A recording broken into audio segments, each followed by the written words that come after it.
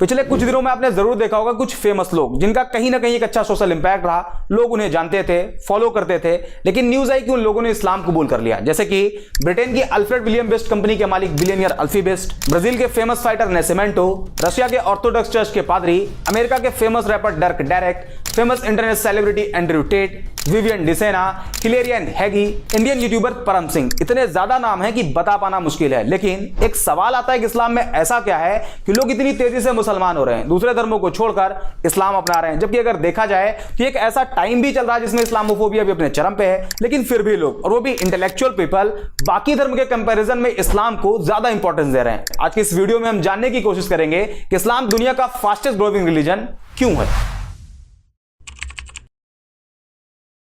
इस वक्त पूरी दुनिया की पॉपुलेशन 8 बिलियन मार्क को क्रॉस कर गई, जिसमें क्रिश्चियन 31.11%, मुस्लिम 24.9%, secular, non religious, agnostic, atheist, इन सब की पॉपुलेशन 15.58%, हिंदू 15.16% और बाकी बचे 13.25% में सभी रिलीजन आते हैं। दुनिया में पहली सबसे बड़ी मुस्लिम पॉपुलेशन इंडोनेशिया में रहती है, दूसरी पाकिस्तान में और तीसरी इंडिया में। तो स्टडी के मुताबिक 2050 तक इंडिया दुनिया का सबसे बड़ा मुस्लिम पॉपुलेशन वाला देश होगा। लेकिन अगर आप वर्ल्ड वाइड देखते हैं तो इस्लाम का ग्राफ लगातार तेजी से आगे बढ़ रहा और साल 2060 तक इस्लाम दुनिया का सबसे बड़ा रिलीजन बन जाएगा। Japan, Europe, France, America, India जैसे कई देशों में इस्लाम सबसे तेजी से आगे बढ़ने वाला धर्म बन गया है। तो अब सवाल आता है कि आखिर इस्लाम इतनी तेजी से क्यों आगे बढ़ रहा? तो इसका पहला रीजन जो हमेशा से बताया गया कि मुसलमानों में फर्टिलिटी रेट बहुत ज्यादा है, बाकी रिलीजन के कंपैरिजन में मुसलमान ज्यादा बच्चे पैदा करते हैं। यही वजह है कि मुसलमान तेजी से आगे बढ़ रहे हैं। जबकि सेंट्रल हेल्थ मिनिस्ट्री के सर्वे के मुताबिक मुसलमानों के बीच फर्टिलिटी रेट भी कम हुआ है। दूसरा रीजन, दूसरे धर्म के लोग तेजी से इस्लाम की तरफ अट्रैक्ट हो रहे हैं। पर डे कहीं ना कहीं से न्यूज आती है किसी फेमस इंडिविजुअल ने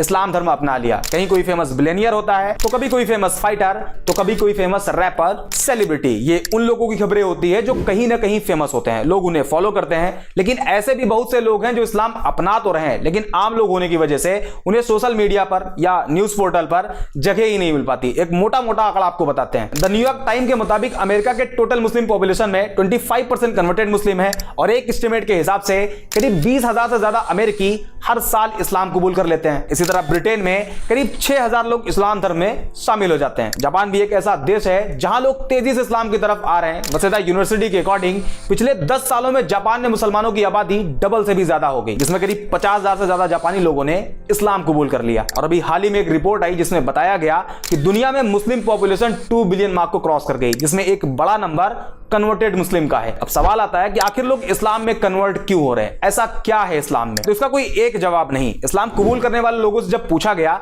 कि आपने इस्लाम क्यों कबूल किया, तो ज्यादातर लोगों ने अलग अलग रीजन बताया। लेकिन एक जो कॉमन रीजन देखा गया वो था कि जब कोई नॉन मुस्लिम किसी ऐसे मुस्लिम के कांटेक्ट में आया जो एक्चुअल मुस्लिम था, इस्लाम के बेसिक्स को फॉलो करता था, तो उसे देख के वो उसकी तरफ अट्रैक्ट होते और इस्लाम के बारे में जानने की कोशिश करते, जिसमें कुछ ऐसी चीजें उन्हें मालूम चलती जो एक नॉन मुस्लिम के लिए बड़ी सरप्राइज होती। For example social equality. बाकी धर्मों में देखा जाता है कि एक इंसान को दूसरे इंसान के आगे काफी नीचा दिखाया गया। जैसे इंडिया में जातियों में बांट दिया गया, उसमें भी कैटेगरी बना दी गई और सबसे कमजोर कास्ट कैटेगरी को शूद्र बताया गया। ऊंची कास्ट के लोग उन्हें अछूत मानते, उनके हाथ का पानी तक नहीं पीते। इसी तरह दूसरे धर्मों में काले गोरे इंसान को लेकर डिस्क्रिमिनेट किया गया, काले लोगों को गुलाम बना लिया जाता, उनकी पिटाई भी होती और उनसे जानवरों की तरह काम भी लिया जाता। ऐसे में जब कोई नॉन मुस्लिम जिसे सोशल जस्टिस नहीं दिया गया था, उसने इस्लाम को पढ़ा और पाया कि प्रॉफिट ऑफ इस्लाम ने किसी बिलाल नाम के काले गुलाम को न सिर्फ आजादी दिलाई, बल्कि आजादी के साथ साथ बाकी मुसलमानों के आगे बिलाल को काबे की छत पर अजान कहने के लिए खड़ा कर दिया। इसके अलावा जब लोगों ने प्रॉफिट ऑफ इस्लाम की एक स्पीच के बारे में जाना, जिसमें उन्होंने कहा था एक अरेबियन किसी नॉन अरेबियन से सुपीरियर नहीं, और ना ही कोई नॉन अरेबियन किसी अरेबियन से सुपीरियर है, ना कोई काला किसी गोरे से सुपीरियर है और ना ही कोई गोरा किसी काले से। यह जानने के बाद कि इस्लाम में कोई ऊंचा नीचा नहीं, इस एक पॉइंट की वजह से ना जाने कितने लोगों ने इस्लाम कबूल कर लिया। दूसरा रीजन फॉरगिवनेस। इस्लाम में माफ कर देने वाला जो कॉन्सेप्ट है वो भी बड़ा शानदार है। जब लोगों ने उसे जाना तो वो भी उन्हें बहुत पसंद आया और लोगों ने इस्लाम कबूल कर लिया। फॉर एग्जांपल मान लीजिए कि अगर किसी इंसान को एक पूरी कम्युनिटी बुरा भला कहे, उसे बाइकआउट कर दे, यहां तक कि उसे जान से मारने की कोशिश करे, तो रिएक्शन ये होगा कि जब भी उसे उस कम्युनिटी पर कंट्रोल मिलेगा वो अपना बदला जरूर लेगा। सारे लोगों से ना सही, लेकिन उन लोगों को जरूर टारगेट करेगा जो उसके खिलाफ उसके ही लोगों को भड़काते थे, उसे मार के लाने वाले को इनाम देने की बात कहते थे। आमतौर पर यही देखा जाता है, लेकिन इस्लामिक हिस्ट्री में इसके जस्ट उल्टा है। 7वीं सेंचुरी में जब इस्लाम की शुरुआत हुई, उसके कई सालों बाद तक, करीब 10 साल बताया जाता है, इस पीरियड में टोटल 40 से कम मुसलमान थे। उस टाइम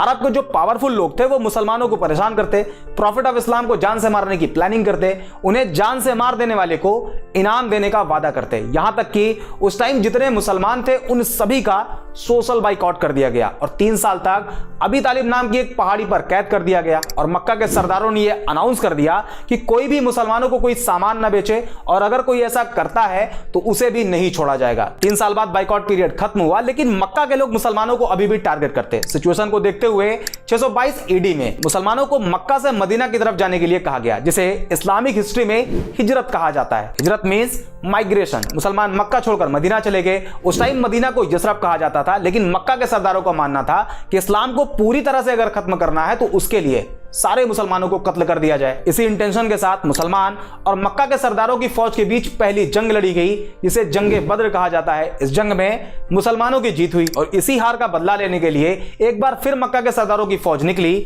और इस्लाम की दूसरी जंग लड़ी गई, जिसे जंगे उहूद कहा जाता है। लेकिन 10 साल बाद जो मुसलमान मक्का छोड़कर मदीना चले गए थे, वो एक मजबूत ताकत बनकर मक्का में वापसी करते हैं। उस टाइम मक्का के उन सरदारों में यह डर फैल गया कि हमने तो मुसलमानों को बहुत टॉर्चर किया है, प्रॉफिट ऑफ इस्लाम को जान से मारने की कोशिश करी है, आज मुसलमान हमसे ज्यादा पावरफुल हैं और अब वो हमें नहीं छोड़ेंगे। इस डर से बहुत से लोगों ने सरेंडर कर दिया और बहुत से लोग मक्का छोड़कर भाग गए। लेकिन जब प्रॉफिट ऑफ इस्लाम ने अपनी बात कहनी शुरू करी तो लोगों ने जो सोच रखा था वो उसके जस्ट उल्टा था और एक पब्लिक अनाउंसमेंट करी गई कि जिन जिन लोगों ने मुसलमानों को परेशान किया था, मुसलमानों को मारा था, मक्का छोड़कर मदीना जाने के लिए मजबूर किया था, उन सभी को माफ किया जाता है। ये एक सेंटेंस इतना इफेक्टिव साबित हुआ कि जो पहले इस्लाम को खत्म करना चाहते थे उन सभी ने इस्लाम कबूल कर लिया। और आज भी इसका इंपैक्ट इतना ज्यादा है कि जब कोई नॉन मुस्लिम इस्लाम के इस चैप्टर को पढ़ता है तो इस्लाम की तरफ अट्रैक्ट होता है। तीसरा और सबसे बड़ा रीजन है बिहेवियर। आज सोशल मीडिया पर इस्लाम की जिस इमेज को प्रेजेंट किया जा रहा है वो इस्लाम की रियलिटी नहीं। हालांकि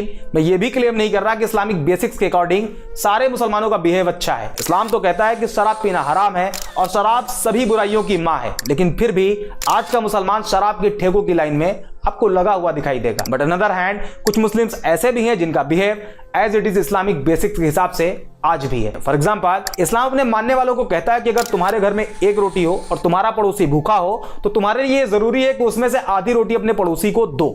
इस बात को मेंशन नहीं किया गया है कि पड़ोसी मुसलमान हो तभी दो, बल्कि कोई भी हो, किसी भी रिलीजन को फॉलो करता हो, आपको उसके साथ वैसे ही बिहेव करना है। और आज के टाइम पर जब कोई नॉन मुस्लिम किसी एक्चुअल मुस्लिम के बिहेव को ऑब्जर्व करता है तो वो उसके बिहेव से अट्रैक्ट होता है और ये रीजन इस्लाम को इतनी तेजी से आगे बढ़ने में सबसे बड़ा रोल प्ले कर रहा है। इसके अलावा justice, tolerance, patience, peace, day of judgement और भी बहुत से रीजन है जिस वजह से लोग इस्लाम को बाकी धर्म के कंपैरिजन में ज्यादा प्रेफर कर रहे हैं। और ये जो आजकल बड़े बड़े सेलिब्रिटी इस्लाम एक्सेप्ट कर रहे हैं उसमें इस्लामोफोबिक एडवर्टीजमेंट भी इस्लाम की मदद खूब कर रहा, क्योंकि जब लोग एंटी इस्लामिक क्लेम करते हैं तो इसका इंपैक्ट पॉजिटिव और निगेटिव दोनों तरह से होता है। निगेटिव ये कि नॉन मुस्लिम कम्युनिटी में इस्लाम को लेकर नफरत बढ़ती है, जबकि इसका पॉजिटिव साइड ये है कि लोग उस एंटी इस्लामिक क्लेम को क्रॉस चेक करने के चक्कर में इस्लाम को पढ़ना शुरू कर देते हैं, जिसमें उन्हें अभी बताए गए पॉइंट्स मिलते हैं जो कि क्लेम से रियलिटी बिल्कुल अलग होती है and eventually they accepted Islam. I hope ये वीडियो आपको पसंद आई होगी। अगर हाँ तो लाइक एंड शेयर जरूर कर दें। बाकी मिलते हैं अगले वीडियो में।